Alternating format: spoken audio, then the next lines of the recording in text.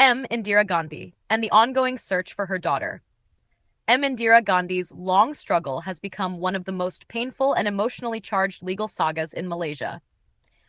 Her youngest daughter, Prasanna Dixa, was taken from her as a baby, and despite winning every major court decision in the civil courts, Indira has never been reunited with her child. The case continues to raise pressing questions about parental rights, religious conversion, police accountability, and the limits of Malaysia's dual legal system. It has now stretched across more than 16 years, with no resolution in sight. Indira Gandhi married K. Pathmanathan in the early 1990s. After the relationship deteriorated, her husband converted to Islam in 2009 and took the name Muhammad Ridwan Abdullah. Around the same time, he converted their children to Islam without her knowledge or consent. Soon after, he took their youngest daughter, Prasanna, who was only about 11 months old at the time. That moment marked the beginning of Indira's fight through the courts and through every level of the justice system. It has also come to symbolize a wider national struggle over fairness, religious authority, and the capacity of Malaysia's institutions to protect families in interfaith disputes. From the start, Indira challenged the unilateral conversion of her children. The Civil High Court ruled in her favor and granted her custody of all 3 children. Later, the federal court issued a landmark judgment declaring that the unilateral conversion of children to Islam without the consent of both parents is unlawful. This ruling became one of the most important legal precedents in Malaysia's family law history. Yet despite her victories on paper, the actual enforcement of the rulings proved far more difficult. Her ex-husband disappeared with Prasanna, and the search for them has stalled repeatedly. The problem has never been the law itself, but the enforcement of it. Multiple police reports were made, court orders were issued, and instructions were given for nationwide searches. Even so, there has been no meaningful progress in locating either her ex-husband or her daughter. Over the years, Indira has repeatedly said that she is fighting not only for herself, but also for countless parents who fear that the system is not strong enough to protect them if they face similar situations. In June 2024, Indira suffered a major setback. The High Court dismissed her 2020 civil suit against the Inspector General of Police and several government bodies. In that suit, she argued that the authorities had failed to enforce the 2016 federal court order to arrest her ex-husband and recover Prasanna. The court acknowledged her anguish, but ruled that the police had not neglected their duties because investigation files showed ongoing efforts. For many observers, the judgment appeared to widen the gap between legal rulings and practical enforcement, reinforcing the sense that Indira's struggle was being prolonged by institutional inertia. Her legal team filed an appeal and the case moved to the Court of Appeal in 2025. In August that year, the Court of Appeal reserved its decision after hearing arguments over whether the police and government had fulfilled their legal responsibilities. The delay was frustrating for Indira, whose fight has already consumed so much of her life. Yet she pressed on, driven by the hope of eventual justice. A major turning point came in November 2025. A High Court judge instructed the police to expand their search nationwide, criticizing them for repetitive affidavits and what the judge described as recycled efforts. The court emphasized that the search for Prasanna should not be limited to one region, and directed the police to coordinate more closely with the Immigration Department to monitor potential exit points. This judicial push marked one of the strongest calls yet for a more aggressive and comprehensive search operation. Around the same time, public support for Indira surged again. On the 22nd of November 2025, she led a powerful march through Kuala Lumpur, known as the March for Justice. Starting from Sogo Mall and ending at Bukit Aman, the National Police Headquarters, she pushed an empty stroller carrying her missing daughter's teddy bear. The image resonated deeply with the public, symbolizing both her grief and her refusal to give up. In front of Bukit Aman, she issued a direct plea to the country's top police officer, saying simply and firmly, "Return my child."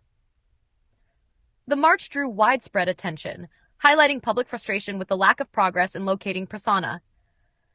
In early November 2025, the women, Family and Community Development Minister, publicly stated that the government would work with all relevant agencies to help find Prasanna and support Indira's efforts. While the announcement offered some reassurance, many observers noted that similar promises had been made in past years. For Indira, the only outcome that matters is the safe return of her daughter. Her lawyers are now preparing to take the next steps. Following the Court of Appeal's position on jurisdiction and public law remedies, her legal team is preparing an appeal to the federal court. This move is intended to challenge the limits placed on civil court oversight in cases involving religious conversion, and to argue that public agencies must still be held accountable when their actions or inaction undermine constitutional rights. The federal court has been central to Indira's fight before, and it may again be the forum where the next major chapter unfolds. The stakes go far beyond one family. Indira's case has become a symbol of systemic problems. It touches on the tension between civil and religious jurisdictions, on the accountability of law enforcement agencies, and on the rights of non-Muslim parents caught in interfaith custody disputes. It has exposed gaps in enforcement, uncertainty over jurisdiction, and the emotional toll that unresolved cases can impose on families. For Indira, however, these structural issues are secondary to one fundamental truth. Her daughter was taken from her 16 years ago, and she has never stopped searching. Every legal action, every march, every appeal, and every public statement is rooted in a mother's determination not to lose hope. Even after all these years, she continues to insist that justice must not only be declared in judgments, but must be carried out in practice. The story is still unfolding.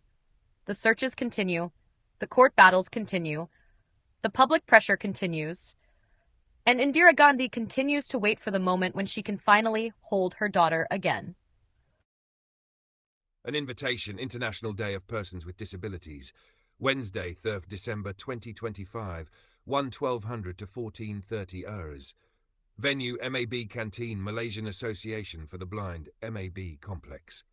Address, Jalan Tebing, off Jalan Tun Sambanthan, 4 Brickfields, 50470 Kuala Lumpur. To commemorate the International Day of Persons with Disabilities this year, I am hosting an informal roundtable luncheon to discuss universal design. Panelists will include my friends with various disabilities, including vision impairment, physical disability, and hearing impairment, as well as my architect and lawyer friends. This informal discussion on universal design will be of interest to architects, town planners, civil engineers, quantity surveyors, advocates for accessibility and inclusivity, persons with disabilities, PWD, as well as caregivers and students of architecture and design. For a totally immersive experience, all sighted persons will be blindfolded throughout the event. Lunch will consist of a whole food, plant-based WFPB menu curated by me. This event is also open to members of the public. Attendance is by donation for able-bodied and sighted persons. Hopefully, your contribution will cover the cost of your lunch, as well as that of a PWD. Seating is limited, and at the moment there are 15 places left. To confirm your attendance, please make your voluntary contribution by scanning the QR code.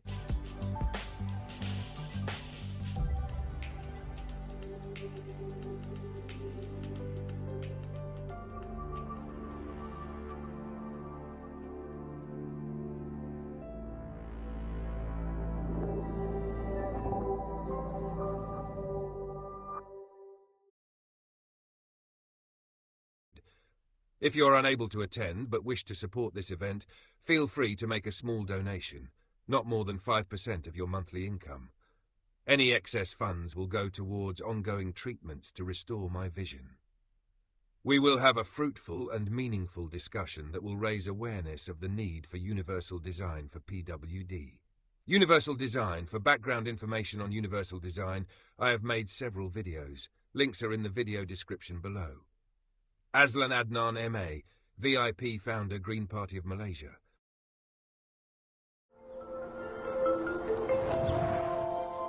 International Day of Persons with Disabilities, Wednesday, 3rd of December 2025. Every year, 3rd of December is officially recognized by the United Nations as the International Day of Persons with Disabilities. It has been observed globally since its proclamation in 1992 under UN General Assembly Resolution 4730. The day promotes understanding of disability issues, supports the dignity, rights, and well-being of persons with disabilities, and raises awareness of the importance of inclusion in all spheres of life: political, social, economic, and cultural.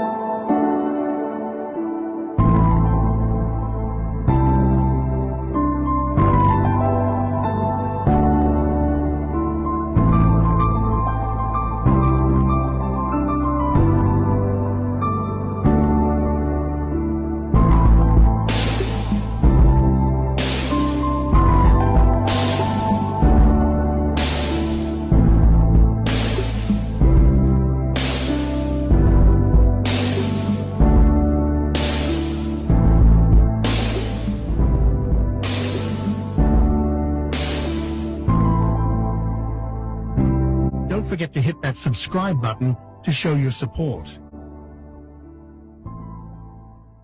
Share your thoughts in the comments below. Don't forget to like this video and subscribe to our channel to show your support.